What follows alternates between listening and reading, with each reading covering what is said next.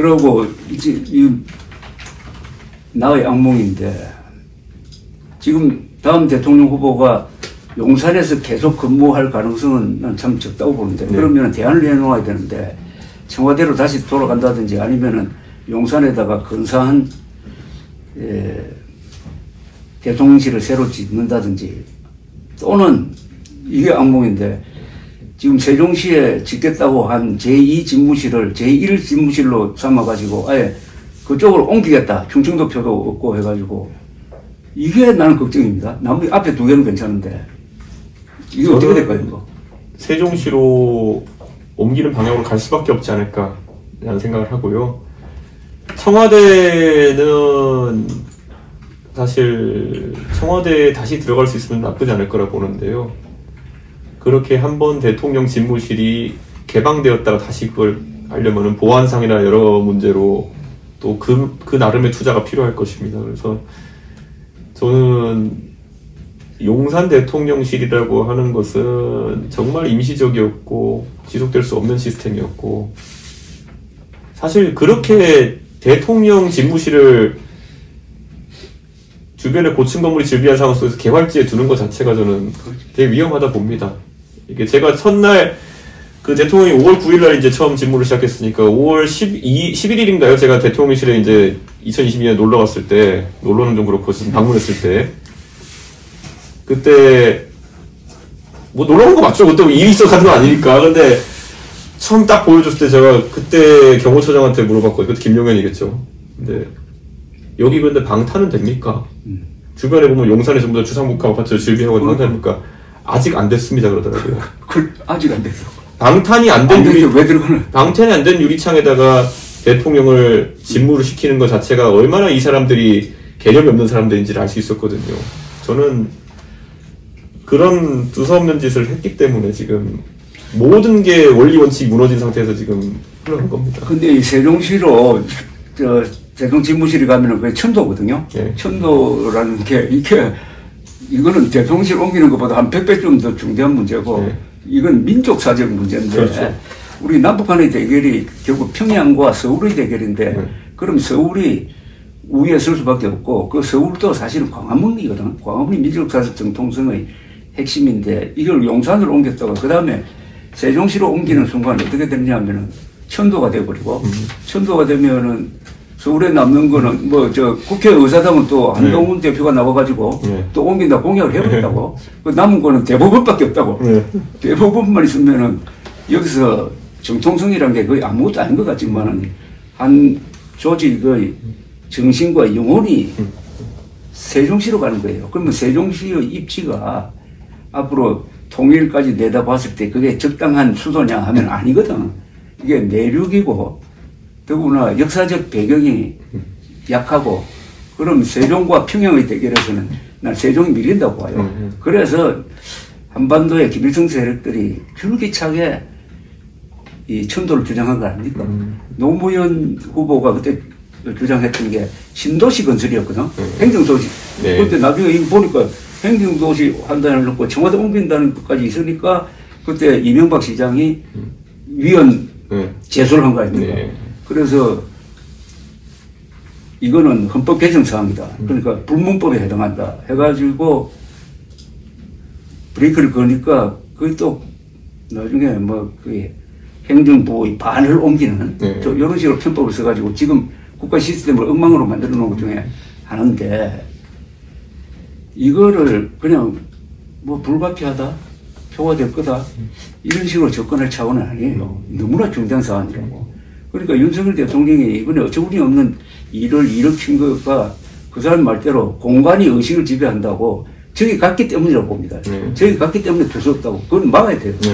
그러니까 제일 좋기는 청와대로 돌아오는 거라. 그래가지고 지금 뭐 부분 개방했는데 그거 유지하면 돼요. 저 백악관처럼.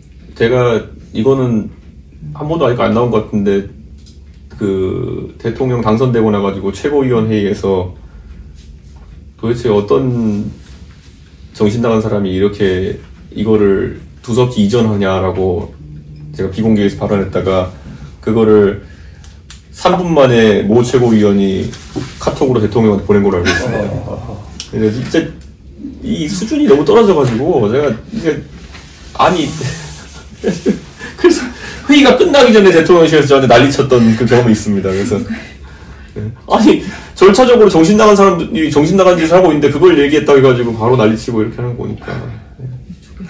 저는 김종인 김종인 전 비상대책위원장 이야기는 다음 대통령 선거에서는 이준석 후보가 나와가지고 정치 교체, 세대 교체를 주장하면은 희망이 있을 것이라고 했는데 그게 이제 2026년을 생각하고 한 건데 2027년이지 2027년을 생각하고 한 건데 너무 이게 앞당겨졌는데 저는 정치에 있어서 대한민국 국민들은 그래도 대선에서 그렇게 쉬운 결과들을 내는 사람들은 아니라고 봅니다. 예. 잘 생각해보면은 그때 노무현 대통령이 당선됐을 때도 많은 사람들이 이변이라 생각했지만은 그때 제가 이제 멸지감치에서 뒤에서 보는 후배 입장에 봤을 때는 이유창 캠프의 캠페인 수준을 보니까 지금 왜 저런지 알 것 같아요. 그러니까 그게 결국에는 이번에 이제 동탄에 당선될 때도 그럴 거 보면은 의외로 보면은 다 시대상에 맞게 판단을 하더라고요, 사람들이. 그래서 저는 지금 아까 말했던 것처럼 젊은 세대의 그 본질적인 고민을 이해하는 사람이 유리할 것이다 이렇게 봅니다. 저는 이번 사태에서 윤석열 대통령을 평가하는데 있어서 제일 중요한 것은 능력입니다. 그죠? 무능한 걸 보여줬잖아요. 그죠? 무능한 걸 보여주고 그다음에 그 무능한 걸 지키기 위해서 그다음에 이제 억지를 쓰는 과정에서 자멸하고 말았는데 이 보수에 쪽하는 사람들은 민주당에 대해서 잘 몰라요. 그러니까 민주당 실력을 잘 모른다고. 그러니까 뭐 종북 한마디로 다 이렇게 무시해버리는데 내가 이쪽 과정을 보니까 민주당이 굉장히 유능한 집단이에요. 그리고 그 대응하는 과정에서의 그 전략도 아주 뛰어나고 난 그래서 야 이런 세력을 상대로 우리 이준석 대표가 그 몇 가지 대전략으로 이긴 게 정말 대단하다는 생각이 들었어요. 이번에 이 국면에서도 탄핵 국면에서도 보면요. 민주당에 사실 김병주 의원이나 아니면 박선원 의원 이런 사람들이 굉장히 주목받고 거기에 젊은 저랑 동갑이지만 이소영 의원 이런 사람도 주목을 받는 게 보수가 엘리트성을 승부한다는 말이 2012년 이후로 끝났어요. 예. 지금 그러면은 보수 진영에서 사성장군 출신 그런 국회의원이 있느냐 없어요. 예. 그러니까 국방장관도 계속 삼성장군 중에 나오잖아요, 지금. 없어요. 사성장군이, 이제 사성장군이면은 옛날 같으면 당연히 보수정당에 와서 정치하는 건데, 사성장군도 이제 민주당 가도 이상하지 않은 겁니다. 그런 상황이고, 외교관 출신이요? 저쪽에 보면 뭐 외교관 출신들 꽤 있고, 뭐 미성락 그 의원이라든지, 뭐 다 있고, 김준영 교수도 있고 다 있는데, 오히려 그러면 국민의힘에 지금 외교관 출신 뭐 김건 의원 있고 하지만 옛날 같은 외교관 출신은 당연히 보수로 와야 되는 거거든요. 그러니까 그런 상황이 이제 오고 있는 거고 뭐 김한규, 이소영 이런 민주당 의원들 다 김현장 변호사 출신의 똑똑한 거로 이름 날리던 사람들이고 근데 지금 보수는 그게 안 되는 거죠.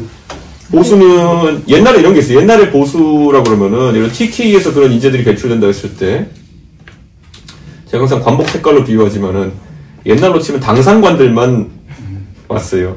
그러니까 최소 TK에서 어디 공천받아서 이제 그러면 차관 이상급, 뭐 판서나 참판을 지낸 사람들이 이제 고향에 와서 출마하는 게 TK에 출마하는 사람. 요즘은 대부분 행정관 출신입니다.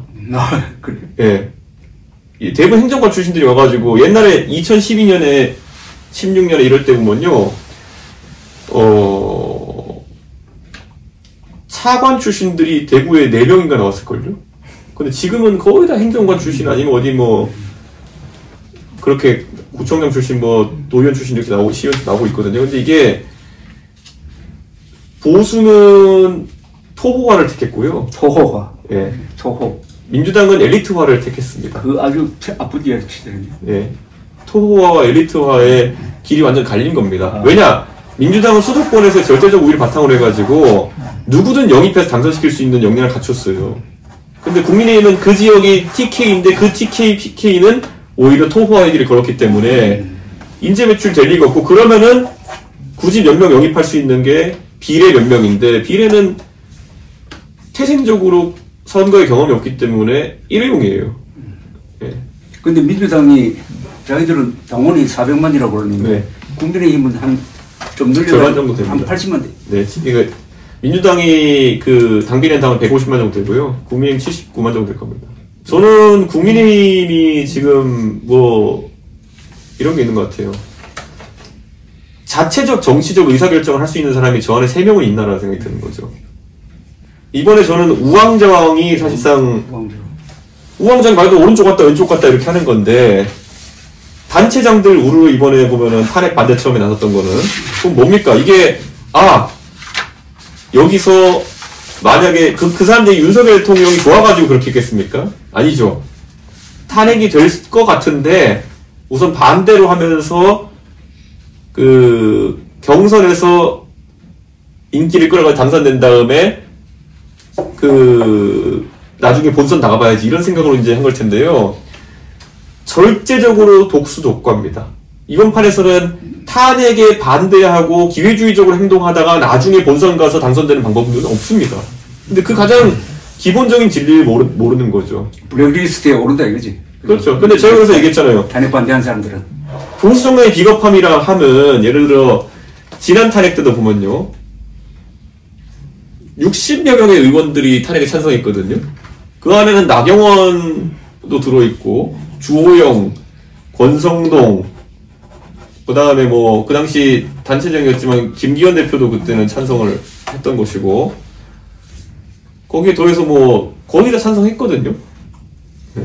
지금 뭐 의원하고 송석준 의원 이런 다 찬성했거든요. 자, 그럼 찬성했는데 그분 중에서 그러면은 본인들이 탄핵 트라우마가 있다 그러는데, 뭐 그렇게 잘못돼가지고 지금 전부 다 삼선 의원식하고 뭐 원내대표식하고 이렇게 하고 있습니까? 그래 놓고는 지금 와서 후배들한테는 거꾸로 본인들이 기득권의 대상이 되니까, 야, 니네 이거 하면 얼마나 힘든 줄 아냐. 예. 제가 그래서 이런 표현을 썼잖아요. 탄핵의 짐은 무겁다. 하지만 나눠들면 들 수 있다. 전에 페이스북에 올릴 때. 예. 그때 보수가 어려웠던 건 비겁하게 나눠들지 않고 한 사람한테 온팡지게 씌워가지고 저놈을, 그러니까 희생양의 정확한 표현이죠. 스케이프고트의 정확한 희생양으로 만들어버리면은 우리는 살 수 있지 않을까라는 생각이었던 건데, 저는 그 비겁함은 정말 그거는 이번에도 반복되고 있다.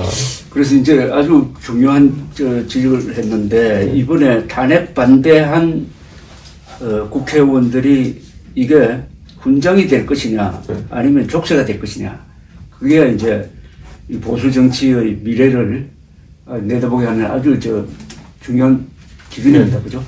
어느 쪽일 것 같아요?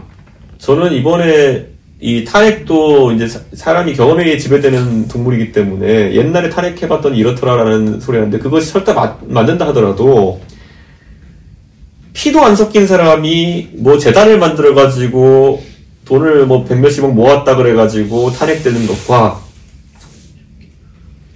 비상계엄을 내려가지고 탄핵되는 거는 차원이 다른 문제입니다. 지금 이걸 인지 못하는 거는 진짜 원색적인 표현으로 똥오줌 못 가리는 그런 상황인 거거든요.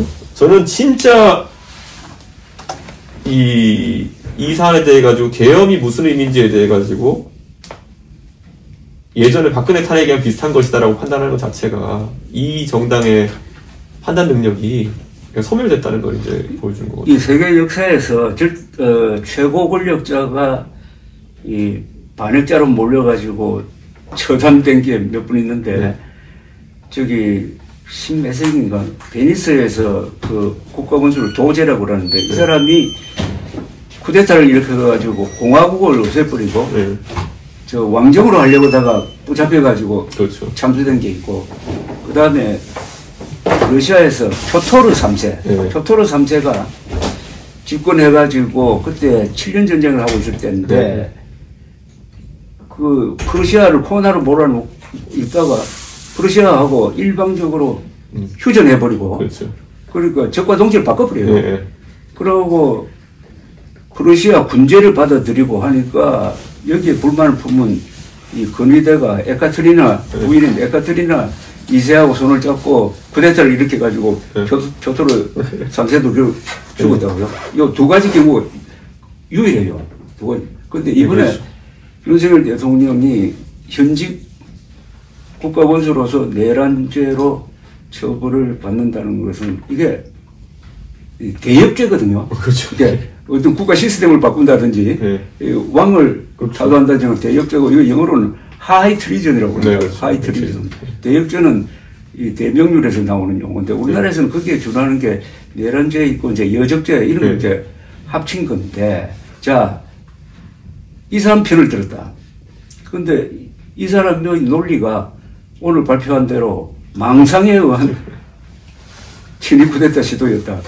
이걸 편들는 국회의원뿐만 아니라 세력, 부정선 음모론자들인데 이 세력이 앞으로 과연 온전할 수 있을 것이냐. 이것도 굉장히 중요한 질문입니다. 저도 이제 젊은 이제 형사적으로 유능한 변호사들이 저랑 이제 얘기하면서 자기들이 아무리 생각해봐도 지금 윤석열 통이 할 수 있는 변명은 두 가지밖에 없다. 1. 김용현이 시켜서 했어요. 누구? 김용현이 시켰다. 네, 김용현이 시켜서 했다. 그리고 2.